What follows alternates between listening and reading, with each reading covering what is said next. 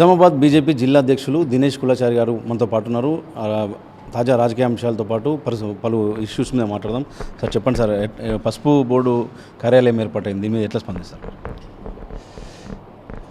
5 దశాబ్దాల 50 సంవత్సరాల తాతలు కలలుగన్నారు, తండ్రులు పోరాటం చేశారు. ఈ సమయానికి ఇటు ఇందూరు నుంచి జగిత్యాల వరకు, అలాగే కరీంనగర్ నిర్మల్ ప్రాంతంలో 50 నుంచి 60 వేల ఎకరాలలో పసుపు పంట పండించడం జరుగుతుంది.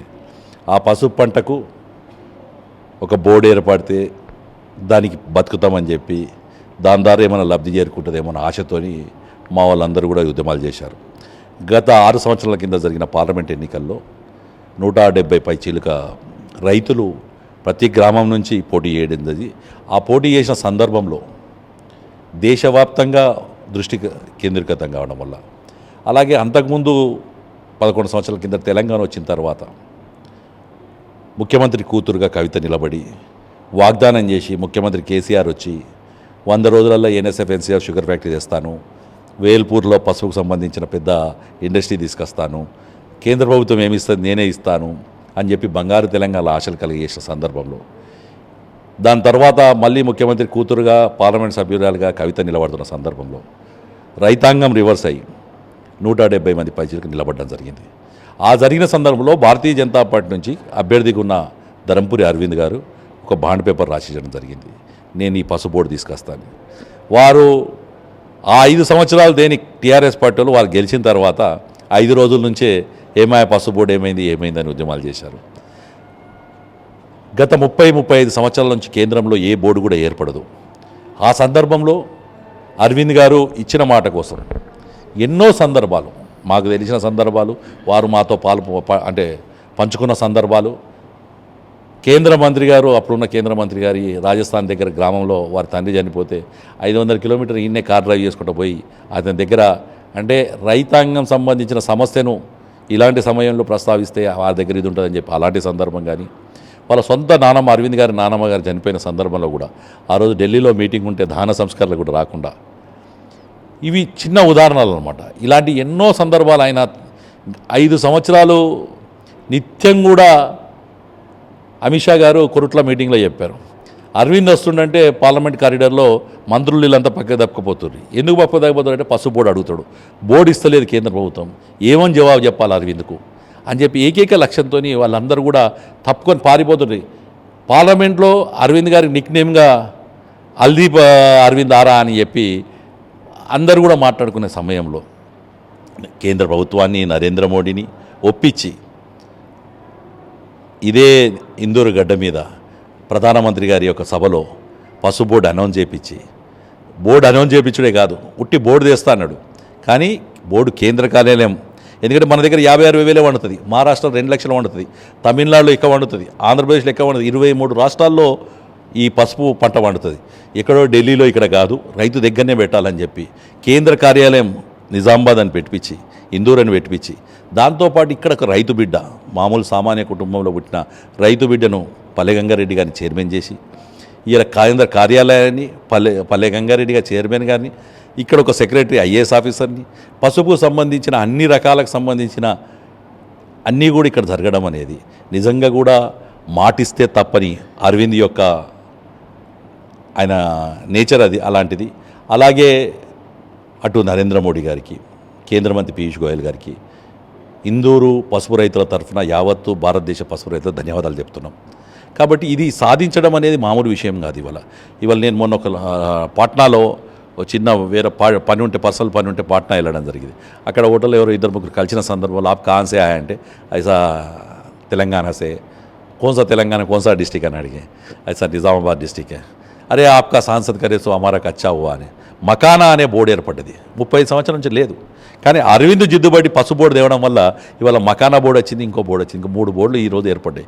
అంటే అక్కడి రైతాంగానికి కూడా పశువు రైతుల పోరాట పటిమ వల్ల, అరవింద్ యొక్క ఇచ్చిన మాట నిలబెట్టుకోవడం వల్ల ఈ 2 కూడా సక్సెస్ కావడం జరిగినాయి. కాబట్టి ఇది అరవింద్ ఇచ్చిన మాట నిలబెట్టుకున్నాడు రైతాంగానికి. ఆయన ఏదైతే వాగ్దానం చేశాడో అది 100% చేయడం జరిగింది. నవోదయ కూడా ఏర్పడింది ఎకరన్పల్లి మండలం కలిగొట్లు, ఈసారి తరగతులు కూడా ప్రారంభమవుతున్నాయి, దీన్ని ఎట్లా చూస్తాం? రూరల్లో నేను కూడా రూరల్ వాడిని కాబట్టి ముఖ్యంగా ధరంపూరి అరవింద్ గారికి, కేంద్ర ప్రభుత్వానికి ధన్యవాదాలు చెప్తున్నాను.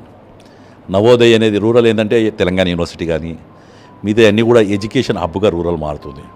దాన్ని దృష్టిలో ఉంచుకొని జక్రాన్పల్లి మండలం మన జిల్లాలో అన్ని మండలాలకు సెంటర్గా ఉంటుంది. అటు కమర్పల్లి తీసుకున్నా, బాల్కొండ తీసుకున్నా, లేకపోతే భీమ్గల్, సిరికొండ తీసుకున్నా, ఇటు నైపేట్ తీసుకున్నా, ఇవన్నిటికి కూడా సమదూరంలో ఉంటుంది. కాబట్టి వారు ఆలోచించి రూరల్ వ్యవస్థలో ఉండాలి నవోదయ్ అనేది. అందుకోసమే కలిగోటు, జగనాన్పల్లి మండలి కలిగోట్లో మంచి వాతావరణం ఉంది, అందుబాటులో వనరులు ఉన్నాయి, అన్నీ ఉన్నాయి అని చెప్పి అక్కడ ప్రతిపాదించడం. కాంగ్రెస్ వాళ్ళు ఏదో రాజకీయ స్వార్థం కోసం అని తీసుకుపోయి ఎన్ఎస్ఎఫ్ భూములలో పెట్టడం. ఆ ఎన్ఎస్ఎఫ్ భూమిలో పెట్టిన దాంట్లో కూడా 33 ఎకరాలు ఇవ్వకుండా కేవలం 9 ఎకరాలు ఇవ్వడం. ఇవన్నీ కూడా వాళ్ళు రిజెక్ట్ చేయడం. రిజెక్ట్ చేసిన తర్వాత రాజకీయ దుమారం ఏ విధంగా లేచిందో మీరు అందరూ చూశారు. చేసిన సందర్భంలో కూడా అరవింద్ గారు మళ్ళీ కేంద్ర ప్రభుత్వాన్ని మాట్లాడి ఇక్కడ కూడా రాష్ట్ర ప్రభుత్వంలో జిల్లా కలెక్టర్ గారు కానీ మిగతా యంత్రాంగం సహకరించడం వల్ల మళ్ళీ కలిగోడు తీసుకురావడం, తీసుకొచ్చిన తాత్కాలిక తరగతి గదులు మన డైట్ కాలేజీలో ఏర్పాటు చేయడం. అక్కడ కొన్ని వసతులు లేవంటే కూడా సొంత పార్లమెంట్ నిధులు ఇచ్చి, అంటే ఒక నాయకత్వ లక్షణాలు ఉన్న వ్యక్తికి సమస్య ఏంది, దాని పరిష్కారం ఏంది, దానికి వసతులు ఏంది, ఇవన్నీ చూసే వ్యక్తిత్వం ఉన్న వ్యక్తి కాబట్టి ధరంపూరి అరవింద్ గారు మొదటి ఎలక్షన్లో 70,000 పైచీలకు గెలిస్తే రెండో ఎలక్షన్లో 1,00,000 పైచీలకి. అంటే ప్రజలు ఎప్పుడు కూడా నువ్వు పరిపాలించినప్పుడు, నువ్వు మంచి పరిపాలించినప్పుడు ప్రజలు దానికి గుర్తింపిస్తారని కారణం అరవింద్ గారికి వచ్చిన మెజారిటీ, అలాగే అరవింద్ గారు రెండోసారి గెలవడం, అరవింద్ గారు చేసిన పనులు, ఇవన్నీ కూడా మనకు నిదర్శనం. చివరిగా చెప్పండి, ఇప్పుడు ధాన్యం కొనుగోలు జాప్యం జరిగాయి, మీరు కూడా వెళ్ళారు కొన్ని ప్రాంతాలకి, పాలన కూడా ఎట్లుంది, జిల్లాలో పరిస్థితులు ఎట్లా ఉన్నాయి? అంటే జిల్లాకు ఉన్న దురదృష్టం ఏంటి అంటే ఈరోజు రాష్ట్రంలో 12 లక్షల మెట్రిక్ టన్నులు వండిన జిల్లా ఏదైనా ఉందంటే మన దగ్గర ఉంది. రాష్ట్ర వ్యాప్తంగా 25 లక్షల మెట్రిక్ టన్నులు సన్నవాట్లు వండితే మన దగ్గర 7,50,000 మెట్రిక్ టన్నులు వండింది. అంటే రాష్ట్రంలో 40% మన దగ్గర ఆల్మోస్ట్ మన దగ్గర పంట పండింది. ప్రభుత్వం 12 లక్షలు అన్నది నేను చెప్పింది కాదు, మీరు చెప్పింది కాదు, రైతాంగం చెప్పింది కూడా కాదు. 12 లక్షలు అని చెప్పింది ఎవరు? ఇక్కడున్న వ్యవసాయ అధికారులు. ఇంత పంట వేసారు, ఇంత వచ్చింది, ఇంత దిగుబడి వచ్చింది, కాబట్టి ఈసారి పంట కూడా మంచి దిగుబడి వచ్చింది అని 12 లక్షల మెట్రిక్ టన్నులని ప్రభుత్వం. మరి 12 లక్షలు 8,60,000 కొన్నారు, కొనలేదని చెప్తాను. 8,60,000 కొన్నారు.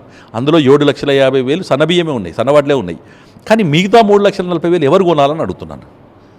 ఈసారి అనుకోకుండా వర్షాలు కూడా ముందుకు రావడం, 20వ తారీఖు నుంచే మన దగ్గర మే 20 నుంచే వర్షాలు పడడం, ప్రభుత్వము ముందు ఆలోచించుకొని. ఇంకోటి ఏంటంటే ప్రభుత్వ అధికారులు వాళ్ళకున్న వసతుల సౌకర్యం ప్రకారం వాళ్ళు చేస్తారు.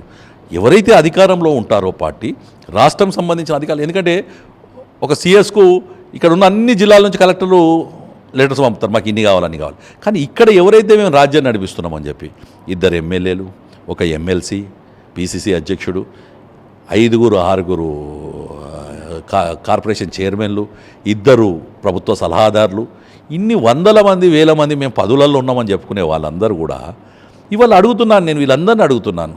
వ్యవసాయం సంబంధించి గడు గంగాధర్ గారు ఉన్నారు కమిషన్ మెంబర్గా. వీళ్ళందరూ కూడా కూర్చొని అసలు ఏంది, ఎంత వస్తుంది, దానికి ఏంది, గోదాములు ఉన్నాయా లేదా, ఒక రైస్ మిల్లు ఒక్కొక్క రైస్ మిల్లు 1000 లారీలు దించుకున్న రైస్ మిల్లు కూడా ఉంది జిల్లాలో. వాళ్ళు మా కెపాసిటీ దాటిపోతుంది, మేము ఎక్కడ దించుకోలేము అని మొత్తుకుంటున్నా కానీ వాళ్ళ దగ్గరికి పంపించేసి రైతును అగోమాచార్యంగా పెట్టి ఆ 3,60,000 నువ్వు అమ్ముకుంటావా, సస్తావా, కడతకు అమ్ముకుంటావా, ఏం అమ్ముకుంటావో తెలియదు. 15 కిలోలు పోతున్నాయి కింటాలకు, అంటే ఒక సంచికి 8 కిలోలు పోతుంది. వర్షం పడి అట్లా డ్యామేజ్ అయింది. ఈసారి విచిత్రం ఏంది అంటే ఫస్ట్ వర్షాలు లేక కొంచెం డ్యామేజ్ అయ్యాం, దాంతోపాటు రాళ్ళ వర్షం పడి డ్యామేజ్ అయ్యాం. చివరిగా పంట కోసిన తర్వాత, కల్లాలకు వచ్చిన తర్వాత, కాంటలేసిన తర్వాత లేపేందుకు లారీలు లేరు. దురదృష్ట సంఘటన ఏంటంటే ఈసారి కొనుగోలు ఇంతవరకు ఇందూరు జిల్లాలో ఏ ప్రభుత్వం ఎవరున్నా కానీ, టీఆర్ఎస్ ప్రభుత్వం ఉన్నా ఎవరున్నా, కొనుగోలు కేంద్రాలు DCO, joint collector, civil supply వాళ్ళు డిసైడ్ చేసుకొని కోఆపరేటివ్ వాళ్ళకని ఇస్తుంది, లేకపోతే ఐడిసిఎంఎస్ వాళ్ళకని ఇస్తుంది, లేకపోతే ఎవరు ఐకేపీ వాళ్ళకని ఇస్తుంది, లేదు అక్కడక్కడ కొంచెం ఉన్న ఏ రైతు ఉత్పత్తిదారుల సంఘం ఎఫ్ఓలు ఉన్నాయో వాళ్ళకి ఇస్తుంది.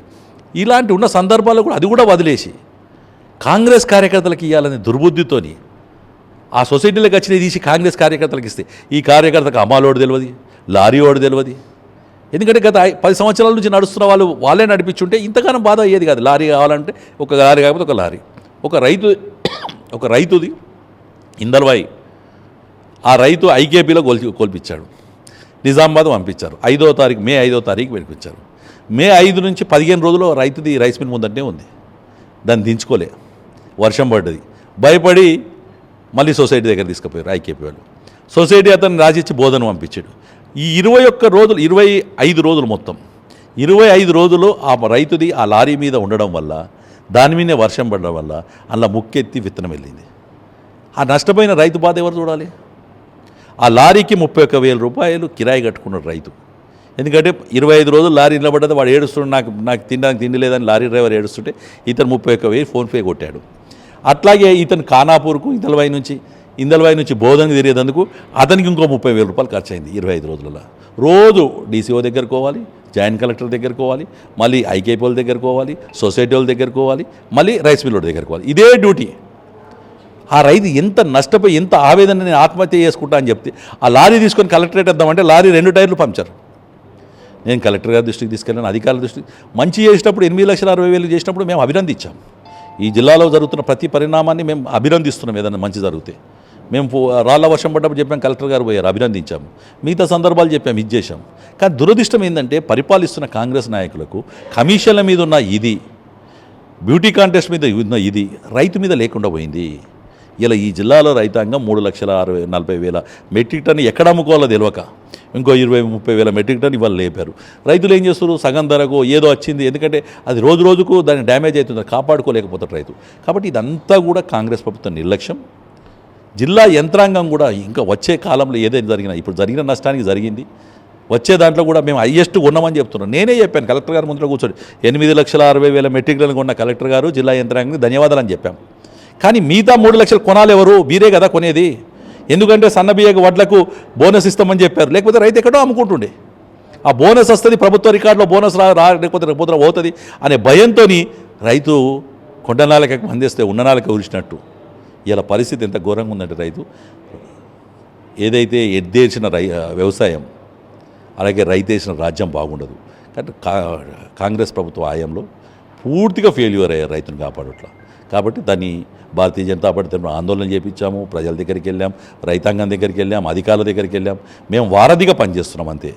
ఇవ్వలేడు కూడా రేపు వచ్చే సీజన్లో కానీ మిగతా దగ్గర కానీ ఇప్పటికున్న పంటను కాపాడుకునే విధంగా ప్రభుత్వం కానీ అధికారంలో పార్టీ కానీ చర్య తీసుకోవాలని డిమాండ్ చేస్తున్నాం. రైట్, ఇవి దినేష్ గారు చెప్తున్న విషయాలు. ఎంపీ అరవింద్ కృషి వల్లే పసుపు బోర్డు కార్యాలయం ఏర్పాటైంది. పసుపు బోర్డు విషయంలో ఆయన ఇచ్చిన మాట నిలబెట్టుకున్నారని చెప్తున్నారు. దీంతోపాటు నవోదయను కూడా తీసుకొచ్చిన దాంట్లో కూడా ఆయన కృషి ఉందని చెప్తున్నారు. దీంతోపాటు ఏదైతే ధాన్యం కొనుగోలు జాప్యం జరిగాయో ఈసారి ఇది మళ్ళీ పునరావృతం కాకుండా రానున్న రోజుల్లో ఇట్లాంటి సమస్యలు తలెత్తకుండా రైతులకు అన్యాయం జరగకుండా చర్యలు తీసుకోవాలని కూడా డిమాండ్ చేస్తున్నారు. కెమెరామెన్ రవీందర్తో విఘ్నేశ్వర్, మెగా 9 న్యూస్, నిజామాబాద్.